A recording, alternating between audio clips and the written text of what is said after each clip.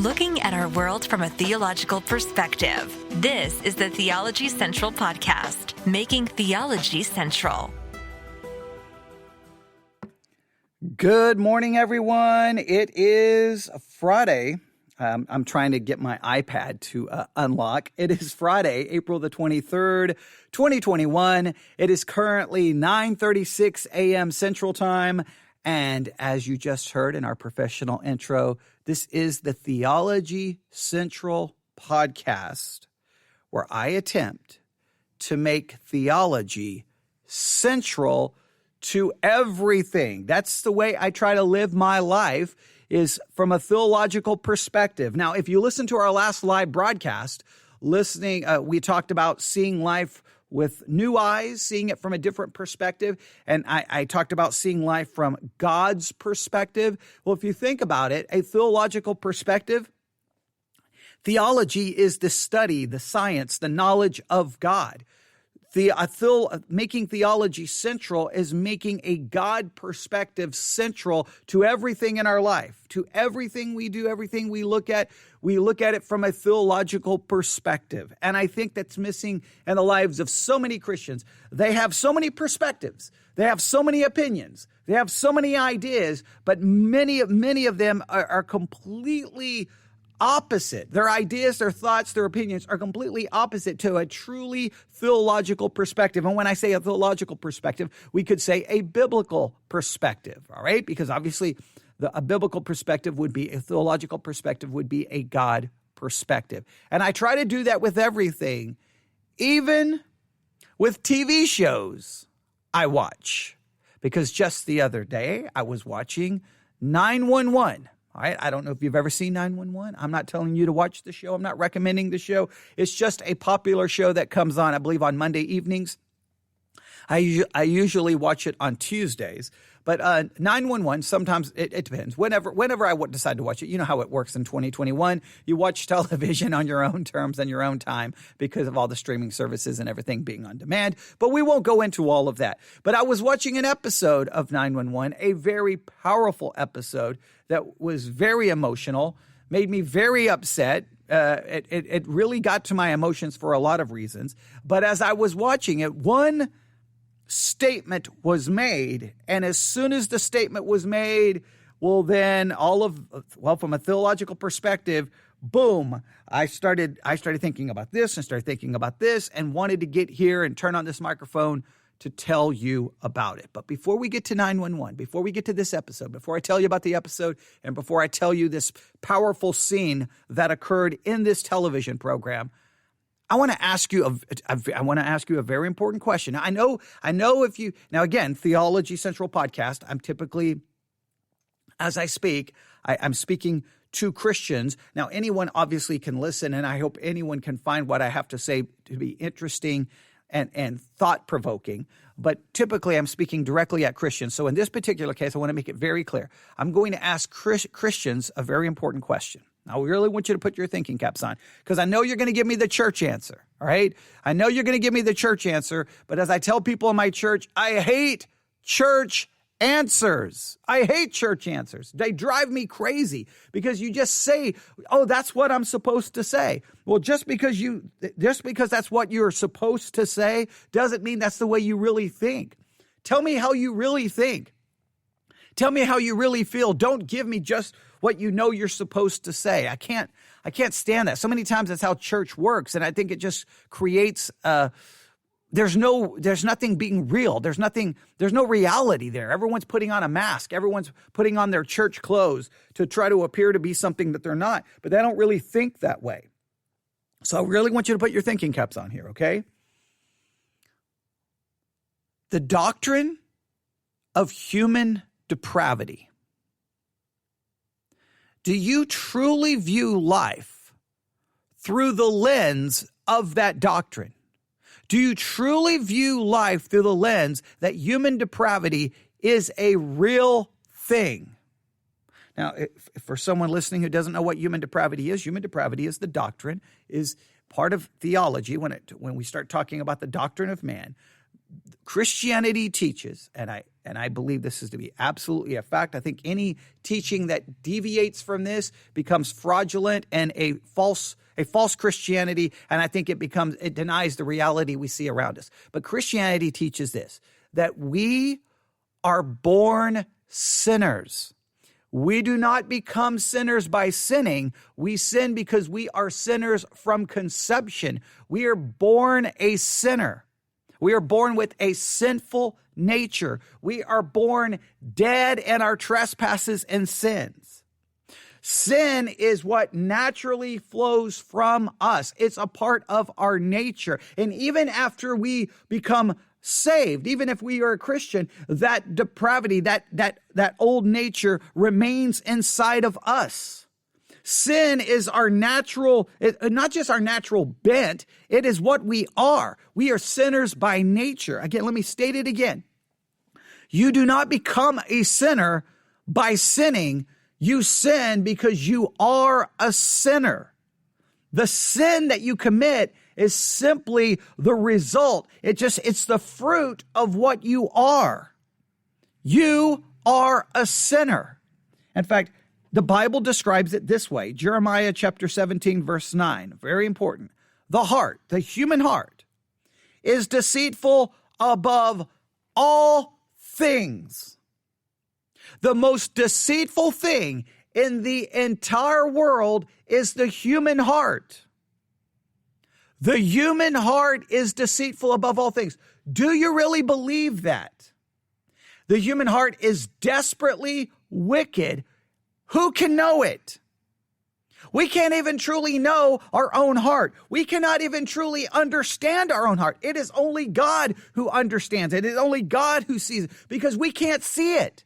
So even if we look inside to try to figure out what we are, we're not going to have a correct estimation of what we are and who we are, because we are self-deceived. Every human being is self-deceived. You are, I am. We are self-deceived because deception is inside of us. We are sinners. Now, Christians say amen to that. Christians will give mental assent to the doctrine of depravity. But do they actually believe that in practice? Now, I'm going to say something very controversial, right? I'm going to tick off a lot of people, but that's okay. Because at some point, to me, it becomes absolutely illogical the way Christians think. But let me give you an example. There are many Christians. Now, I can't speak for all. I know we have people listening to us, I think, from Maine, from Portland, Seattle. We got people listening to us from cultures very different than the culture I grew up in. But here in West Texas, Christianity and owning a gun are almost viewed as synonymous. It's almost taught, and I know Christians would not state it this way, but it almost goes this way. There are three things you need in your life to live a happy, productive life. You need Jesus, you need the Bible, and you need a gun. They may say four things. They may say five things, actually, here in West Texas. You need Jesus, you need the Bible, you need a gun, you need American flag, and you need country music. Okay, that may be the things they would say here in Texas. But gun ownership is not only just seen as not only compatible with Christianity, it's almost as if they would argue that the Bible commands it. And they would say, well, didn't Jesus tell him to buy a sword? Well, if he told him to buy a sword, then Jesus commands us to own a gun. And you will literally have people in Texas who will come to church carrying a gun. They'll come to church carrying a gun. And many churches welcome it. Many churches here in West Texas will do raffles where they give away guns, like an AR-15. The church will give away guns. It's insane from my perspective. And here's the reason why.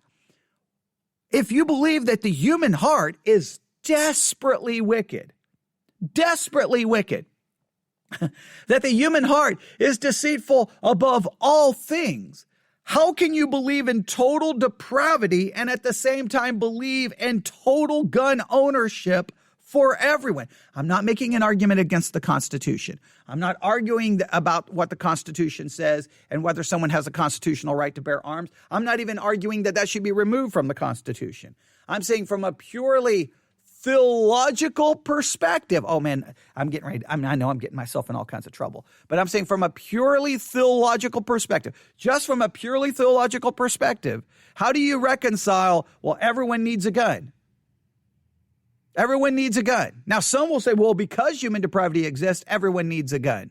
All right, well, because you're going to say, well, because everyone is depraved, therefore I need a gun to get rid of everyone else. But see, now you're assuming that somehow your depravity could never, ever lead you to use the gun in an incorrect manner.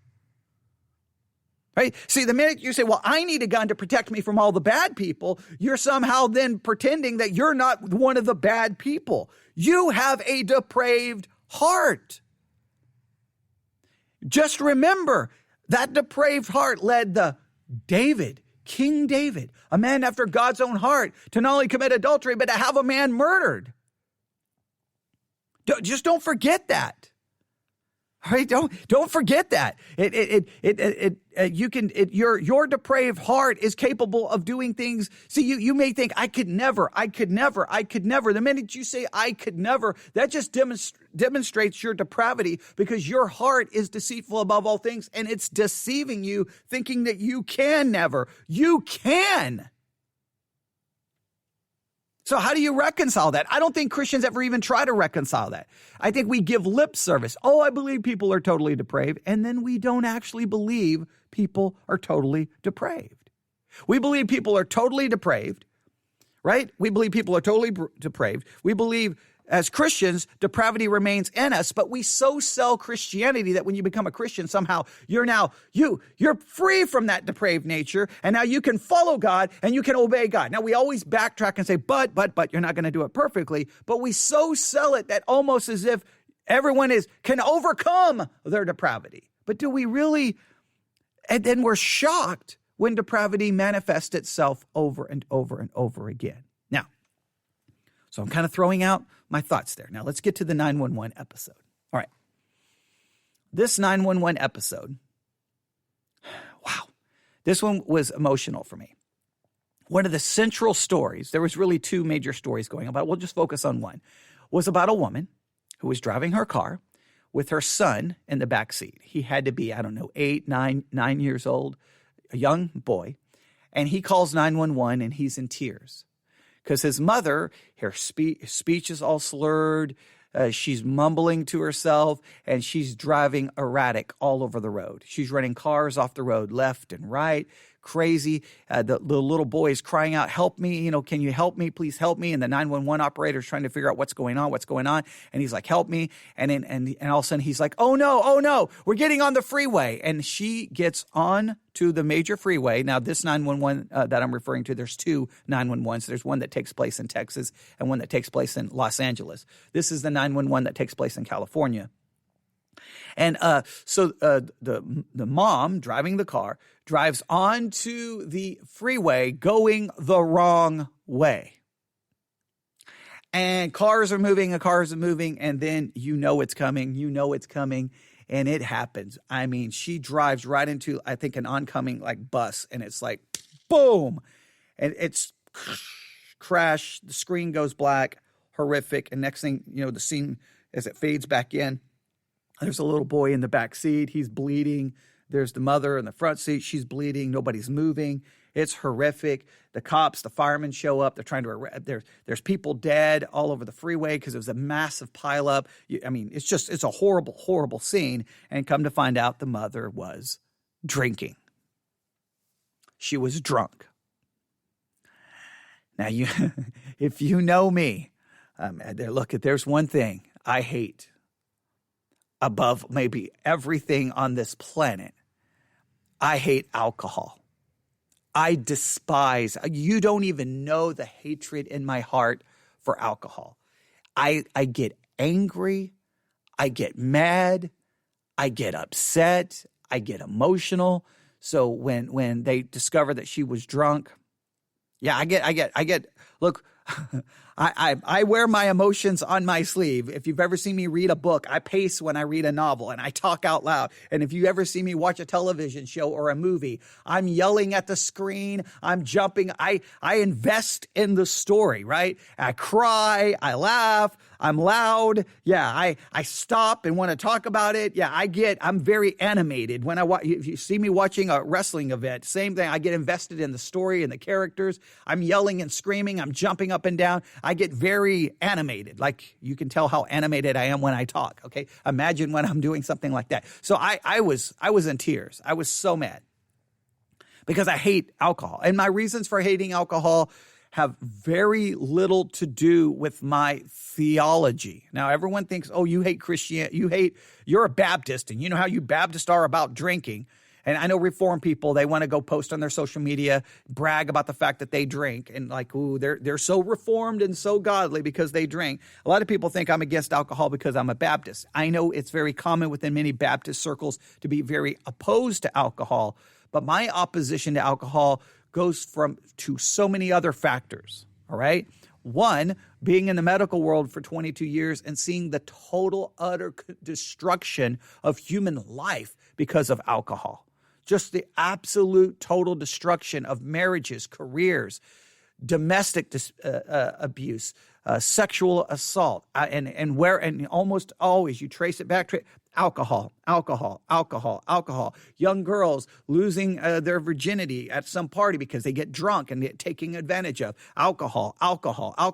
Drinking and driving and death. Alcoholism, addiction to alcohol. Just so many social issues are traced back to alcohol. Look at I think one of the leading causes of homelessness, I would have to verify this, but I know at one point this was accurate, that one of the leading contributors to homelessness is not addiction to hard drugs, it's alcoholism.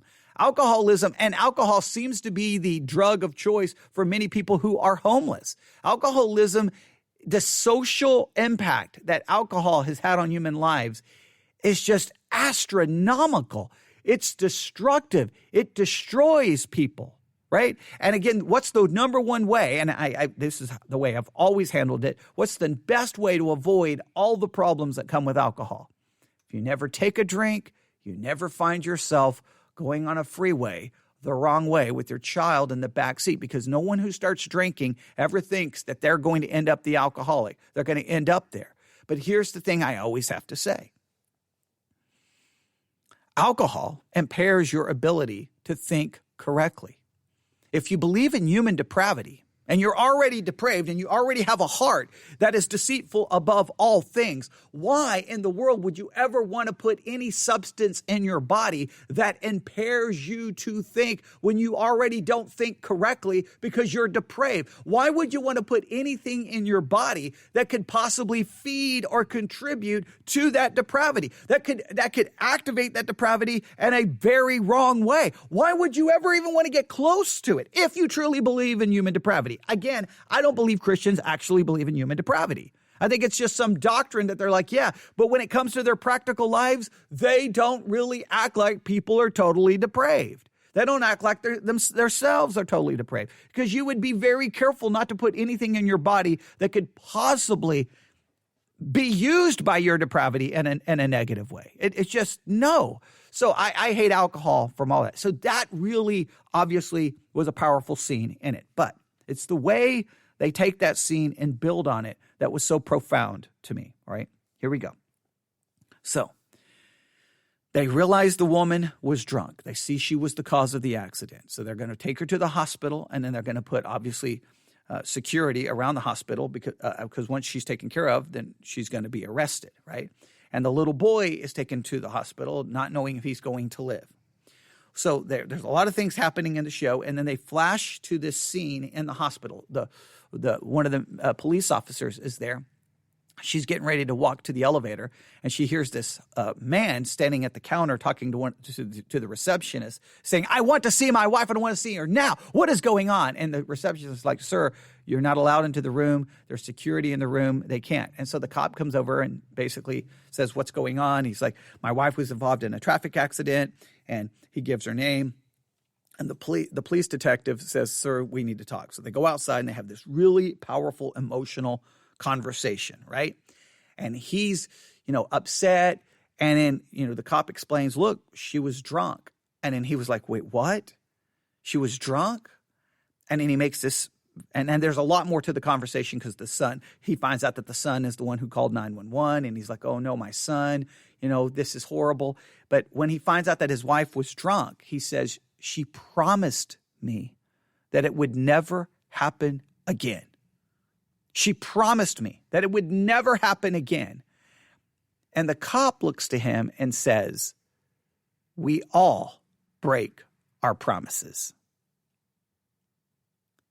We all break our promises. Everyone breaks their promises." Now, as soon as the officer said that, I had to pause the show and was like, that's the most theologically profound statement I've ever heard. And it's coming from 911, not coming from a pastor or from a pulpit, because that is a profound theological statement. That is saying that there's something inside human beings that lead us all to break our promises. We all break our promises. We all do horrible things because we are depraved sinners.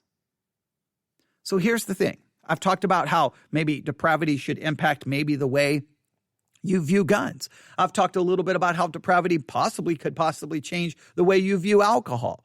Here's the thing. How should the doctrine of depravity change the way you view people who break their promises to you, let you down, hurt you? How should you view people and their wrong that they do? We can use the word mistake. Some people don't like it. The sin that they commit. How should you view the wrong, the sin people commit in light of the doctrine of depravity? We almost have this mentality. Again, it's usually within the church that, now we're Christians. Nobody here is going to sin anymore. Or you're going to sin, but you're only going to do the respectable sins, right? You're only going to commit the venial. But why are we so shocked when people commit big sins?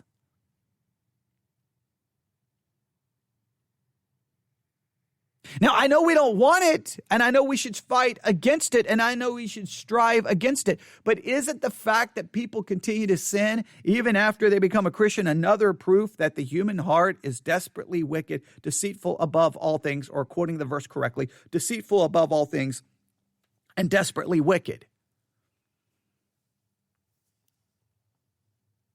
How should we view it? Now, I'm not saying when someone commits a horrible sin, we're like, well, that they're a sinner, so that's just what they should do. I'm not saying we just excuse it, but why? We almost view it like it's a shock. We're surprised. We can't believe it. When someone, like, how do we view it? Like, just let's say being in a relationship, a marriage or whatever relationship, and your spouse does something wrong that hurts you. Now, at that point, you don't view it from usually human depravity doesn't even come into your mind. You're like, that jerk, that jerk, he didn't do right. He didn't take care of me. He didn't do something nice. That jerk, or that whatever, that woman let me down. I can't believe, that she did that. We view it like, I can't believe they did this. Why did they do this? Why did they let me down? Well, they made promises. Well, yeah, but we all break our promises. Do we truly see that from a Christian perspective? I'm not saying that excuses it. Here, it's always dangerous because we can say, well, everyone's depraved, so everyone can just sin and everyone has an excuse. I'm not saying that everyone has a built-in excuse. I'm sorry, there's my iPad sending me the notification for the verse of the day. Yes, I get, what's the verse of the day? Romans 14:11 is the verse of the day. All right, so yeah, I won't look at that right now. I'm like, oh wait, I could do a devotional thought on that right now. Okay, but I really want you to consider this. All right, I guess what I'm trying to say is, I don't want us to ever allow depravity to become an excuse that somehow people are off the hook and they're not held accountable for their wrong. But at the same time, I don't know if we truly view the wrong people do in light of depravity. I just think we see it as When we go to work and someone does something that, we'll call them a name, we get frustrated, we talk about them, we gossip, we slander, we get angry, we get mad, we get hurt, we get upset.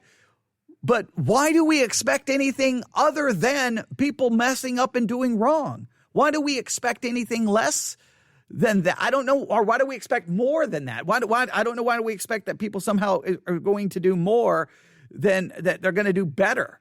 I just think that sometimes we have depravity down as a theory, but we don't see depravity in practice. We don't live our life as if depravity is a real thing. We live our life like depravity is something we talk about on Sunday, but on Monday, I shouldn't expect. When your kids mess up, I'm so disappointed and I'm so hurt. Well, wait. What about depravity?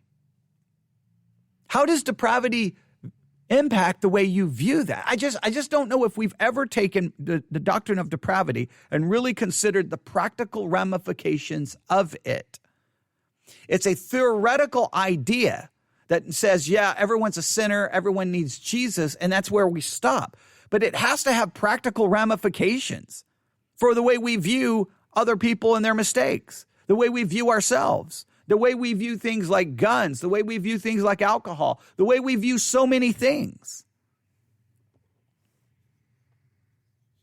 Now, I definitely know that many in the world, they hate the doctrine of depravity, right? Because they feel like it tells everyone that they're bad people. But from a biblical perspective, we're all bad people who do bad things.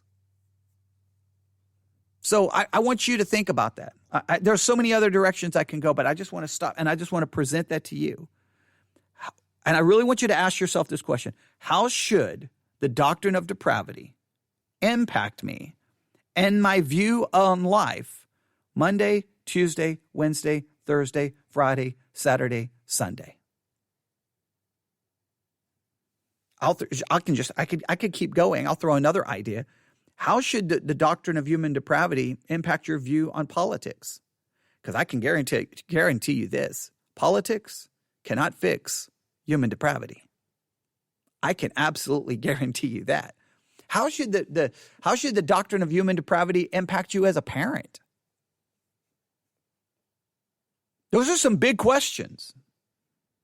And now you have the opportunity to answer them. Now, you can, I would love to hear your thoughts. If you don't want to type them out, go to theologycentral.net, swipe up just quickly, and then at the bottom right, you'll see the little microphone.